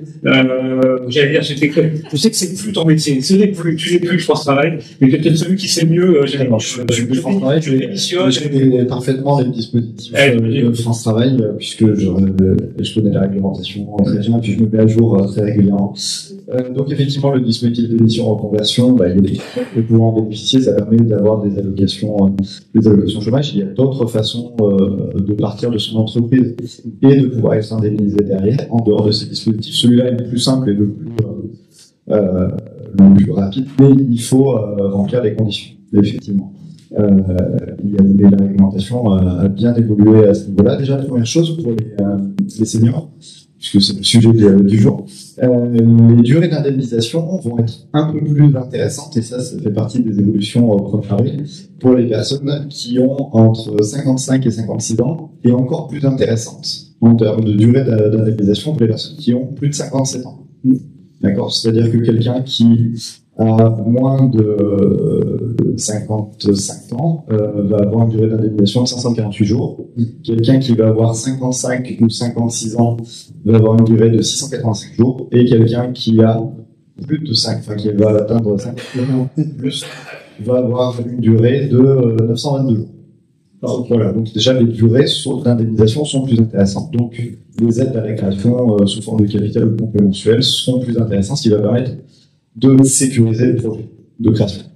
Et quand on est couvert par France Travail couvert, on est reçoit les heureux, on continue à cotiser pour sa retraite. Ça vaut pas en valeur, mais ça vaut en mois. En fait, le fait de percevoir des allocations chômage, ça va valider des trimestres de retraite. Ouais. On valide un trimestre de retraite par période de 50 jours indemnisés, consécutifs ou moins. Sur une année, vous avez eu 50 jours d'indemnisation, vous avez validé un trimestre de retraite, 100 jours, vous en avez validé 2, 150 jours 3, et 200 jours 4. Vous pouvez en valider aussi avec les revenus procurés dans votre activité en tant qu'indépendant. Mais on ne peut pas valider, bien sûr, plus de 4 trimestres, bien sûr, voilà. Mais c'est sécurisant aussi, ça permet de valider des trimestres. À savoir que les personnes qui vont opter pour l'aide de France Travail sous forme de capital, comme le capital, lui, n'est pas affecté à une périodicité, ça ne valide pas les trimestres de retraite. Ah oui, il y a une petite c'est une notion de nombre de jours indemnisés dans l'année. Alors, si vous souhaitez, après, on pourra revenir là-dessus, parce qu'effectivement, on peut demander ses droits, soit percevoir ses droits aéreux sur la durée, et recevoir ses droits, soit demander 60% du si vous avez droit à un nombre de jours, avec une valeur d'un nombre de jours en étant au chômage, ça équivaut à un montant, c'est une somme, et vous pouvez demander 60%, c'est ça, c'est 60% du capital, c'est 60% restant deux fois. C'est ça. 30% de l'âge et 30% 6 mois après. Alors, certes, vous n'êtes plus indemnisé, mais pour cela, un capital, l'intérêt de ce capital, c'est que c'est un apport en fonds propres, et après, on fait pas avec le banquier, ce que ça signifie. Je reviens vers vous, Christelle, parce que je vous ai chanté de côté France Travail, la loi a changé beaucoup plus récemment. Bon, c'est pas, on a demandé un mot, non, voilà, c'est quoi? Ils sont bien par terre. Tout va bien. En complément peut-être de Florian, effectivement, sur cet aspect, d'émission, transition, voilà, comment vous, j'allais dire, quelle est l'action de transition pro à ce niveau-là, et comment vous pourriez compléter, ou dans le sens de Florian sur ce propos-là. L'action de transition pro, c'est de pouvoir analyser les projets qui sont portés. Donc, très bien travailler, comme tu l'as dit tout à l'heure, faut muscler le dossier. Un projet ça se prépare, mieux il est préparé avant de sauter le pas, et puis il a aussi des chances de réussite. Et un des conseils, c'est vraiment d'y aller pas à pas, et pas complètement se lancer tout de suite et prendre les risques tout de suite. Donc ça nécessite du temps de réflexion, ça nécessite effectivement, vous l'avez dit tout à l'heure, de se poser 10 000 questions pour bien sécuriser les choses. Ça nécessite aussi parfois en amont de mettre en place des actions de formation, parce que vous êtes un peu léger sur certaines compétences, et du coup vous avez aussi des dispositifs en plus du dispositif démissionnaire qui vous permettent de bénéficier de financement de formation. Alors Transition Pro, c'est aussi une banque, on finance aussi. Alors contrairement à la banque, il n'y a pas besoin de le rembourser. Au niveau financement également, c'est ça? Tout à fait, mais sur la partie formation. Donc sur le volet formation, on intervient, on a une casquette de financeurs, donc on peut prendre en charge des formations qui sont directement remboursées par ces organismes de formation. Donc c'est aussi important, et tout le travail en amont d'accompagnement peut aussi permettre de bien identifier les compétences dont vous allez avoir besoin pour pouvoir déjà vous former, pour au moment où vous allez créer, vous avez déjà le potentiel qu'il faut pour assurer votre activité. Et l'intérêt du coup du dispositif qu'on appelle le projet de transition professionnelle, c'est de pouvoir vous former tout en restant pour le moment salarié de votre poste, puisque vous pouvez bénéficier d'un congé, d'une absence qui est accordée par votre employeur pendant ce temps de formation, pendant lequel vous allez continuer de percevoir votre salaire. Vous allez pouvoir bénéficier d'une prise en charge des frais de formation pour vraiment anticiper les choses avant éventuellement de passer sur la deuxième étape, c'est-à-dire je me lance, peut-être vous allez passer par le dispositif démissionnaire qui effectivement vous donne un gros coup de pouce niveau financier pour éviter de vous poser trop de questions sur la manière dont vous allez vivre avant de pouvoir vivre pleinement votre activité.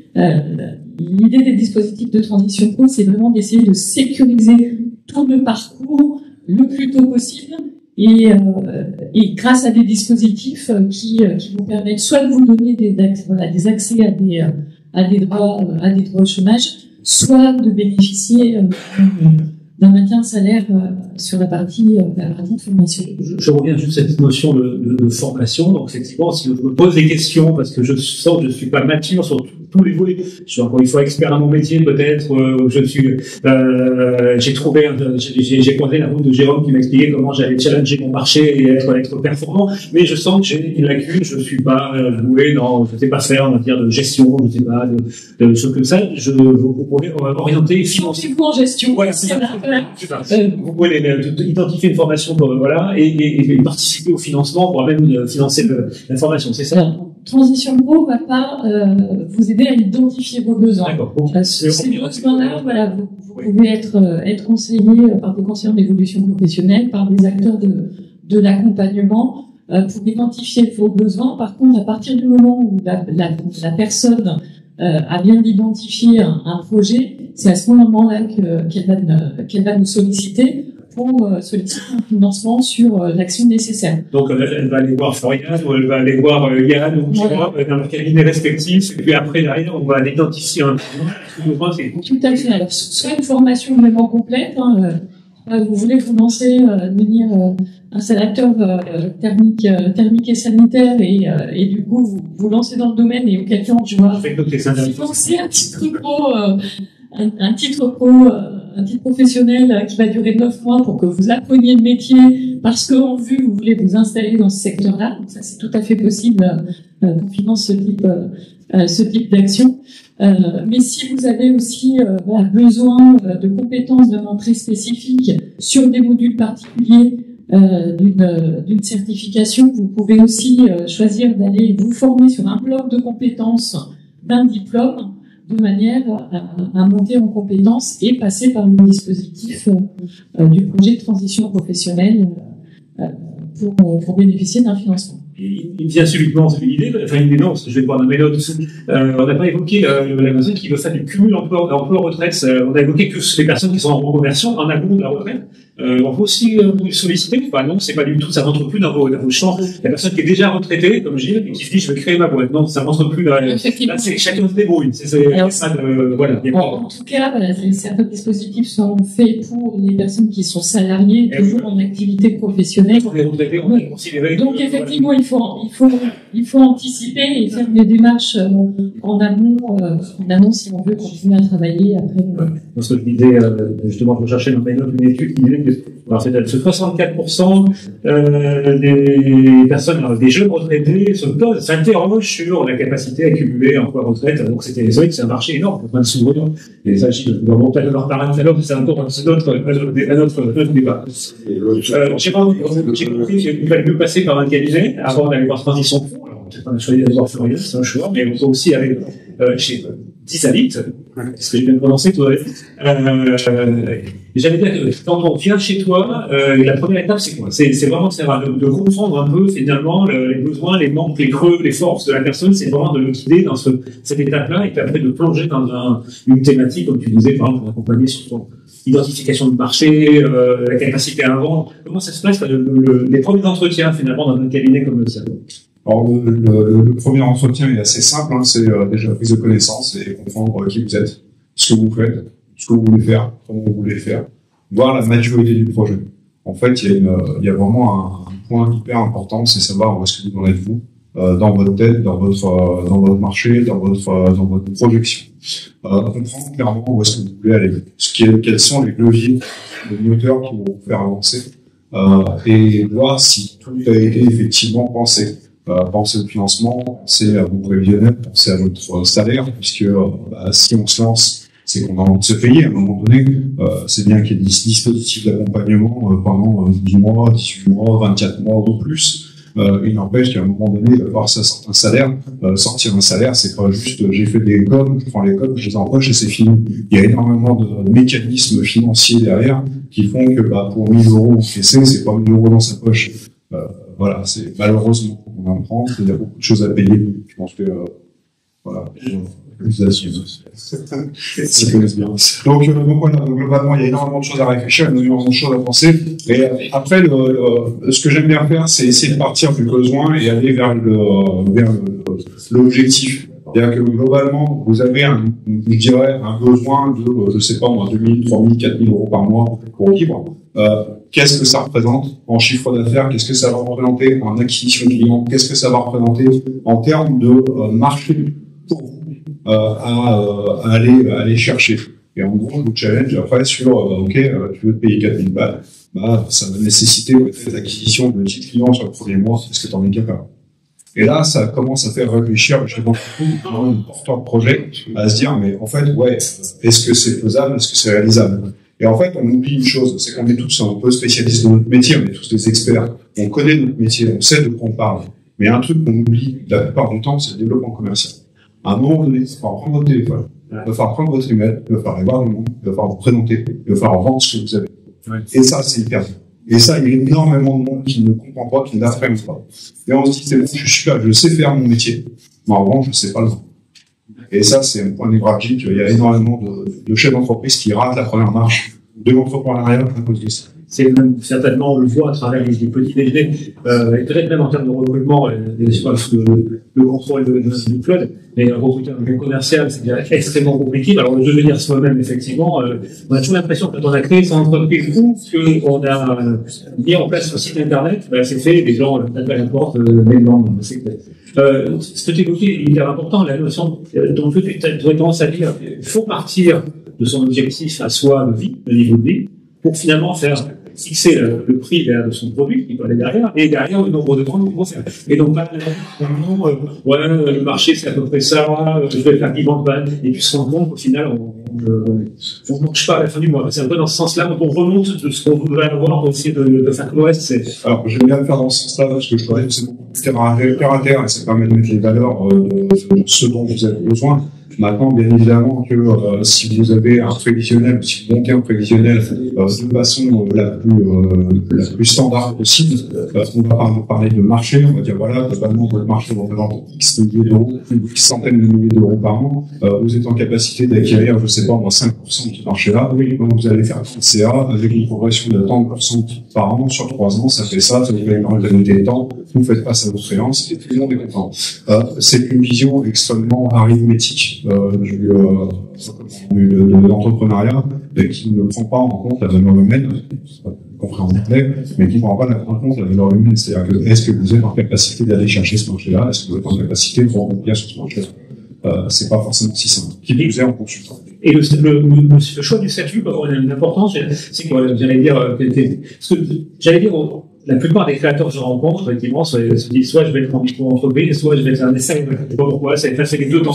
Voilà. Je sais pas quelle est ta vision, toi, en tant qu'accompagnant de ce choix-là. Si on va pas tomber sur un débat juridique, parce que ça fait l'objet de petits échéanciers micro pour ça.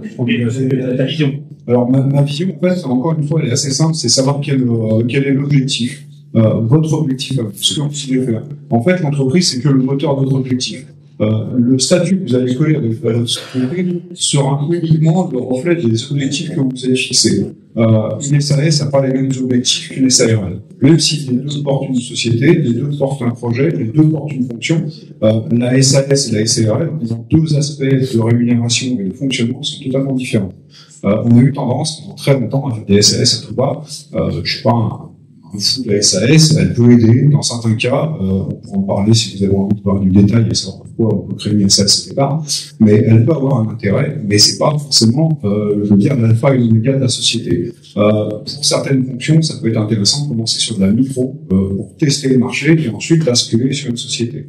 Il y a déjà une vision souvent que font les créateurs, c'est changer de statut, c'est pas si compliqué. Donc, finalement, ça peut avoir des coûts, ça peut avoir des incidents. C'est pas. Alors, il y a de SAS à SARL, il n'y a pas trop de complexité. Il y a dans un sens, ça se fait vite, dans l'autre, c'est un peu plus compliqué. De l'EI vers une entreprise individuelle ou une micro-entreprise vers une société à capital, il va falloir faire beaucoup pour ouvrir l'autre. Et après, il y a des petites subtilités de revente de fonds de commerce, de revente d'actifs, etc. Mais ça, c'est je dirais, un juriste ou certains experts comptables, certains cabinets comptables peuvent conseiller un peu plus longtemps autour de tout ça. Moi, j'ai on va dire, la théorie globale, je peux vous dire ce qui va se passer, ce qui va pas se passer, valoriser les fonds, valoriser certaines choses. Mais à un moment donné, écrire les actes, mettre les choses en place, ce sera un conseil juridique qui pourra vous aider là-dessus. Non pas que ce soit mieux, c'est important le choix du statut, mais c'est peut-être pas non plus, je vois ça, il y a beaucoup de projets comme ça. Au-delà de ça, ce que je rencontre de plus en plus, ce que j'ai rencontré de plus en plus, c'est malheureusement des chefs d'entreprise qui ont été conseillés vers une certaine structure et qui se retrouvent maintenant enfermés dans une mécanique qui est pénalisante pour eux, pénalisante soit en termes de salaire, soit pénalisante en termes de revente de fonds, revente de société, parce qu'à un moment donné, quand on crée une boîte, ça aime bien se dire qu'à un moment donné, on a le transfert. C'est la transfert, ou effectivement, la retraite, quand on arrive, c'est que enseignant que la retraite est un objectif, à un moment donné, ils ont pas bien de vue aussi. C'est se mettre en position de dette de revente, c'est ça, Exactement. Donc, il y a énormément de mécanismes qui sont là, que certaines structures, ou du moins certaines formes juridiques, vont bloquer, ne vont pas faciliter. Donc, soyez vigilants, prenez des conseils auprès de différentes personnes, vos experts comptables, vos juristes, des avocats, des gens avertis, et qui vont vous expliquer. Et soyez vraiment vigilants autour de tout ça. Je pense que ça peut être vraiment crucial, surtout quand on entreprend sur le tard. Ce serait dommage de se bloquer au bout de 4-5 ans d'entreprise parce qu'on n'a pas choisi le bon moteur du projet. C'est clair. Je vois l'heure, j'ai traduit un petit peu de course. On a comme habitude de, à peu près 10 heures, on arrête, c'est climat et on continue après. Alors, excuse-moi, Romain, je continue avec Yann, parce qu'effectivement, on est sur cette notion de conseil d'accompagnement. C'est un peu de la question, de par les cabinets que tu représentes aujourd'hui, et puis ton parcours, ton expertise. Si je franchis la porte de ton bureau, il se passe quoi exactement? Quel est un peu l'angle d'attaque sur lequel tu vas me challenger déjà? Ça dépend de ton besoin, déjà. Ça dépend de l'état d'avancement de ton projet, ça dépend de la demande. Voilà, on s'adapte vraiment au client. On va les accompagner de A à Z, hein, de l'idée jusqu'à la concrétisation et sur l'expertise comptable par la suite, la transmission même de l'entreprise ultérieurement. Je voulais revenir sur le choix du statut juridique. Il n'y a pas un statut juridique qui est mieux qu'un autre. Il y a des avantages et des inconvénients dans tous les statuts juridiques, régimes sociaux, régimes fiscaux. En fait, ça va vraiment dépendre effectivement de la situation de la personne à un instant T, sa situation personnelle, son besoin en termes de protection sociale. Quelqu'un qui a une reconnaissance de travailleur handicapé, par exemple, on va mettre en place des choses spécifiques pour lui. Quelqu'un qui est proche de la retraite, on fera peut-être pas la même chose que quelqu'un qui a 20 ans. Ça dépend vraiment de la nature du projet, de plein de choses. Donc, vraiment, le choix du statut juridique, c'est l'allocation chômage. Ça peut avoir un gros impact aussi, puisque le choix du statut juridique va impacter la façon dont il va avoir le maintien de ses allocations. Donc, il y a plein de paramètres qui vont rentrer en compte de compte. Et alors, effectivement, rien n'est immuable. On peut, dans un certain temps, avoir besoin de partir sous une telle forme juridique et de faire évoluer ça par la suite. C'est absolument pas compliqué. Oui, faut pas. Je dis ça parce qu'effectivement, on voit souvent ça sur des porteurs de projets qui passent des mois à réfléchir à leur statut. Non, encore une fois, un avocat vous dit, là, c'est très important et il aurait raison. Mais ça ne mérite pas, il vaut mieux se concentrer sur le développement commercial. Et je pense que Jérôme serait d'accord. Et moi, ce que je veux, par contre, c'est que quand les porteurs de projets qu'on accompagne vont rencontrer les financeurs, vont rencontrer d'autres partenaires qui puissent dire, j'ai choisi ce statut juridique parce que c'est le meilleur pour moi pour telle et telle raison. Voilà. C'est certain, enfin, pour affirmer de son choix. C'est pas, moi, je fais partie de comité, tu sais, au niveau des frais d'honneur, enfin, sur plein de choses. La question, quand on pose la question, pourquoi vous avez choisi ce statut juridique? La mauvaise réponse, c'est mon expert comptable qui m'a dit que c'était le meilleur statut juridique. Moi, je veux que la personne soit en capacité de comprendre pourquoi on a choisi avec elle ce statut juridique-là plus qu'un autre. Et ça nous ramène ce qu'il développe tout à l'heure, c'est le chef d'entreprise, il prend des décisions, donc il faut l'assumer, c'est pas mon expert comptable qui m'a dit, même si c'est lui, mais c'est moi qui ai pris la décision. C'est le conseiller, l'orienter, lui donner les avantages et les inconvénients de tous les statuts juridiques, et de dire, dans cette situation, tout de suite, c'est ce statut-là, et peut-être que dans 5 ou 10 ans, quand tu auras peut-être une velléité de transmission, de se rémunérer différemment, on pourra peut-être changer de statut juridique, puis après il y a d'autres montages un peu plus complexes qui peuvent être faits pour optimiser fiscalement, socialement. Il y a des complémentaires qui peuvent être pris pour avoir une meilleure couverture sociale et une meilleure protection de la personne et cotiser un peu plus pour la retraite. Donc voilà, il y a des dispositifs. C'est vraiment le rôle de conseil que va avoir le cabinet comptable. Un élément important, parce que souvent, on est peut-être à moins de 10 ans de la retraite, c'est tout. On fait ce genre de calcul. Si vous êtes entrepreneur, certes, vous ne cotisez plus après pour les droits français pour les ARE, mais par contre, il existe des dispositifs qui sont paritaires, sont portés en soi par le MEDEF. On avait fait un petit déjeuner là-dessus sur votre capacité à cotiser volontairement des organismes qui vous couvrent. Il y a des modèles substitutifs à France Travail. On avait fait un petit déjeuner, on avait parlé effectivement j'ai mangé dans la GSC, voilà, qui était un dispositif qui est conforté par les syndicats patronaux et qui est un poil plus cher, je crois, que les cotisations en France Travail, peut-être, encore que ça se discute. Mais là, rien, ça veut dire que si vous avez une ARE qui va être maintenue pendant X jours, 900 jours, je disais, peut-être ça dépend de la personne.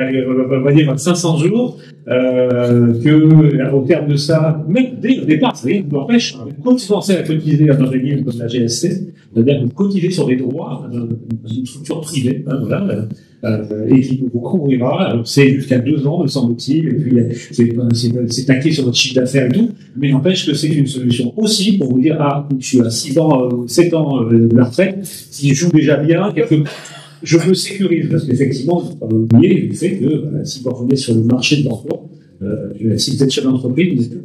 Ça, c'est excellent. Il y a aussi la technique de l'allocation du travailleur indépendant, qui est un dispositif de France Travail qui permet aux chefs d'entreprise qui, malheureusement, ont eu une liquidation de leur entreprise de pouvoir bénéficier de 800 € pendant 6 mois. Il y a aussi ce dispositif-là qui est très peu connu, mais qui peut être le premier d'avoir parlé, je trouve, sécurité. pour les chefs d'entreprise. C'est quelque chose de droit ou il faut... Enfin, il faudra faire le dossier, il y a des conditions, il faut avoir eu au moins 10 000 € de rémunération sur les 2 dernières années et avoir eu une liquidation judiciaire d'entreprise. Mais ça sécurise quand même la... C'est valable pour tous les statuts, si je suis micro-entrepreneur. Non, ça marche pas pour les micro-entreprises. C'est aussi ça, parce que micro-entreprise, c'est le truc à la mode, parce qu'effectivement, ça a été fait pour ça, c'est hyper simple, ça se fait dans 53 secondes, et puis on y va, on fonce. C'est pas le statut favori des banquiers, clairement, parce que c'est une non-prise de risque à un moment donné, c'est pas le statut pour avoir une couverture, voilà. Alors après, c'est simple, hein. Vous passez en mode trimestriel, une fois par trimestre, vous allez sur le site de l'URSSAF, vous déclarez votre chiffre d'affaires, c'est fait, terminé. Si vous êtes selon, il y a les 3 catégories, je crois de mémoire, vous êtes commerçant, service, et à partir de là, vous prenez automatiquement vos charges, il n'y a rien à faire, sincèrement, il n'y a rien à faire. Sauf que c'est entrepreneur, mais c'est entre les deux. Voilà, c'est pas toujours très bien. Alors, il n'y a rien à faire sur le micro-entreprise, c'est pas tout à fait vrai. Il y a quand même pas mal d'obligations. Oui, voilà, non, mais il y a toujours l'obligation d'avoir une responsabilité civile professionnelle. C'est vrai que ça ne dispense pas des qualifications professionnelles. Tout à fait. Ça ne dispense pas des décennales quand on fait de la maçonnerie, par exemple. Voilà, ça ne dispense pas de tout ça. Et il y a l'obligation de faire des déclarations, bien sûr. Et il y a, quand on travaille avec des particuliers, il y a l'obligation d'avoir un service de médiation, par exemple. Il y a l'obligation d'avoir un compte bancaire dédié à l'activité, de on fait 10 000 € de chiffre d'affaires. Enfin, il y a quand même des obligations et des contraintes. Oui, tout à fait. Non, mais tu as raison, j'étais tous dans la simplicité de déclaration, mais tu as tout à fait raison. Et puis, alors, ça tombe bien, parce que les 57, donc et après, pour une fois, on pourra continuer en espace questions-réponses pour un café. Et on voulait vraiment balayer tout ce qui peut exister, que vous ayez toutes les portes, les clés et la vision de ce que c'est l'entrepreneuriat senior. Je suis senior, je vais prendre mon cas, j'ai 60 ans, donc je vais reprendre un cas de n'importe qui, j'ai 53 ans ou 55 ans, et je suis expert dans mon domaine, je suis reconnu, j'étais cadre, mais n'empêche que je suis nouveau porteur de projet, je suis nouveau créateur, je n'ai pas nécessairement l'expertise. C'est quoi le regard? Comment ça se passe au sein d'une banque? J'ai peut-être plus de compétences humaines, tu l'as dit, ça c'est fort. Par contre, effectivement, j'ai peut-être moins de capacité à me retourner s'il y a un souci, j'ai peut-être moins d'agilité que quelqu'un qui a 30 ans. C'est quoi le regard du banquier? Le regard du banquier n'est pas obligatoirement négatif, loin de là. Disons que on regarde surtout l'expérience que vous avez pu acquérir tout au long de votre carrière, qui est quelque chose qui est, si on peut maîtriser plein d'outils, mais si on ne connaît pas une certaine intelligence situationnelle, fonctionnelle, que vous avez pu acquérir dans votre parcours de vie. C'est vrai que c'est des choses qui ne s'appellent pas obligatoirement, mais qui sont nécessaires dans le fonctionnement d'une entreprise. Donc moi, je mets bien en valeur l'expérience. Au contraire, je trouve que c'est plus logique de dire, voilà, j'ai fait une carrière dans tel métier, et aujourd'hui, je maîtrise tous les tenants aboutissants, je passe le cap. C'est une suite logique que de se dire voilà, je sors des études, je pense maîtriser quelque chose, mais en fait sur la réalité du terrain, j'ai pas obligatoirement toutes les qualifications. Donc voilà, donc après comment on traite le dossier, souvent voilà, pareil que tous les autres intervenants, il y a une phase de découverte, une phase de comprendre pourquoi, quel est le projet, quelle est la genèse. Ça, c'est une chose qui est très intéressante. D'où vient cette idée, et à partir de là on essaye d'ouvrir le réseau pour que ça soit au mieux constitué. Il n'y a pas de dispositif particulier, c'est un traitement comme un créateur d'entreprise. Il n'y a pas de discrimination par rapport à l'âge, ni si vous êtes femme. C'est juste un parcours particulier. Non, il n'y a pas de parcours de l'expertise est la même pour que vous soyez jeune ou un peu plus âgé. Après, il y a peut-être plus des personnes avec qui on va en contact, il y aura une sensibilité peut-être différente ou une approche différente sur l'explicatif, mais sinon il n'y a pas de chemin particulier. Comment est pris en considération? J'allais dire, je fais allusion au crédit immobilier. L'immobilier, on sait très bien que quand on a 60 ans, on peut demander à son banquier de se faire payer sur 20 ans pour rembourser sa maison, et c'est une négociation peut-être un peu plus compliquée, parce que, se rembourser sur 80 ans, c'est peut-être pas ce que le banquier voudra entendre. Par contre, pour le créateur, ça peut être la même chose. Est-ce qu'on prend en compte sa date effective de retraite? On dit, écoutez, il veut un emprunt, mais on sait que dans 5 ans, il est censé être à la retraite. On ne dira pas au-delà de ces 5 ans pour le délai de remboursement, parce qu'il y a quand même de fortes chances qu'à un moment donné, ça s'arrête. Ou est-ce qu'on est plus souple quelque part, on se dit bon, allez, il est comme Gilles, il va aller jusqu'à Claude à 73 ans, ils sont encore hyper actifs. Est-ce qu'il y a une lecture à ce niveau-là? Non, on est plus souple, hein, puisque du coup déjà un financement d'une entreprise c'est entre 5 à 7 ans, c'est les moyennes. Hein. Donc 5 à 7 ans, dans l'exemple, si vous avez 53 ans, vous arrivez à 60 ans, bon, vous êtes encore actif, hein, 60 ans, même si vous avez 67 ou 70. Ce qu'on va peut-être faire attention, c'est que si vous êtes l'homme clé de l'entreprise, voir un petit peu, si demain vous venez à partir, qui peut prendre la suite, si vous avez des salariés, voilà, on va essayer d'évoquer un petit peu cette situation et trouver des dispositifs qui permettront à l'entreprise de continuer, de pérenniser. Donc, derrière, il y a aussi l'humain. L'humain, c'est important. Et à partir de là, même lui, dans sa réflexion, voir s'il ne faut pas mettre un numéro 1 ou un numéro 2, pardon, un bras droit qui permettrait, en cas d'absence, de maladie ou autre, de prendre la suite et faire en sorte que ça continue. Voilà. Après, ça peut être aussi en fonction, est-ce que la personne doit se lancer toute seule ou est-ce qu'elle prend des associés qui sont peut-être un peu plus jeunes aussi. Donc après, à voir en fonction de la structuration. Et alors là, on parle de création, on peut parler de reprise, je sais qui a évoqué, je crois que c'est Gilles. Est-ce que c'est quelque chose qui est aussi une reprise selon toi, selon l'expérience que tu vois, c'est la reprise d'entreprise? Alors, fait sens pour moi, on a deux profils. Hein. Soit on a le profil créateur, soit on a le profil repreneur. Mais pour moi, une personne qui a un certain niveau aurait tendance à faire plus une reprise. Alors, soit reprendre son entreprise dans un outil de transmission. Hein, et la personne qui est plus âgée, qui est aux commandes, cède son entreprise et on peut le céder à cette personne-là. Soit ça va être une reprise pour assurer quand même une certaine sécurité, puisqu'on fait une reprise, on a quand même un historique de l'entreprise et on sait à peu près là où on veut l'accès sans tout changer au démarrage. Donc, du coup, assurer quand même une certaine rentrée d'argent et niveau. Alors, c'est vrai que la reprise d'entreprise, on en parle moins, mais c'est une vraie voie parce qu'il y a, je ne sais plus, j'ai plus les chiffres en tête, mais c'est peut-être ce que l'un d'entre vous les dates en termes de reprise. C'est 50% des dossiers de réseau en fin de branche ouverte, actuellement, donc, qui au départ étaient uniquement missionnés pour accompagner des créateurs de projets. Ouais. Aujourd'hui, c'est plus de 50%, ce sont des reprises. Oui, parce que là aussi, je sais plus les chiffres en tête, mais alors on parle ça de créer quand on est senior, mais il y a des seniors plus avancés qui sont chefs d'entreprise et qui sont vraiment en recherche de transmission, et c'est un taux très important. Vraiment, dans les années qui viennent, il va y avoir un baby boom inversé, on dit ça depuis 20 ans. Oui. Tout à fait. Il y a un stéréotype. Merci de nous rattraper, tu avec nous. Cela dit, les seniors, effectivement, sur la reprise d'entreprise, ils ont des atouts qui sont plus favorables que les autres. Ouais. Donc c'est un secteur qu'il ne faut pas écarter complètement. Et comment je trouve identifier des entreprises qui sont à reprendre? C'est toujours la question qu'on pose. Alors, je vais où? C'est un marché occulte là, parce qu'effectivement, ils peuvent pas faire de publicité. Il y a des réseaux il y a des experts comptables qui sont des experts comptables. Les experts comptables, oui, finalement, ils connaissent leurs clients. Il y a aussi des associations comme le CRA, qui est très très bien. Il y a aussi le CRA, c'est quoi? C'est un repreneur d'Auvergne. Il y a aussi Iris. Iris, c'est entre banques qui se préfèrent. On sait les entreprises qui se vendent. Et souvent, vous pouvez vous présenter en disant moi, je veux être repreneur. Et alors, on va pas vous dire qu'on va vous présenter des projets, mais un peu occultes. Est-ce que ça pourrait vous intéresser? Voilà. Et à partir de là, il y a une rencontre, il y a le Tinder d'entreprise. Et il y a du réseau, clairement, parce que, effectivement, là, le secret de la confiance, c'est quand c'est là, la formation s'accumule. C'est clair.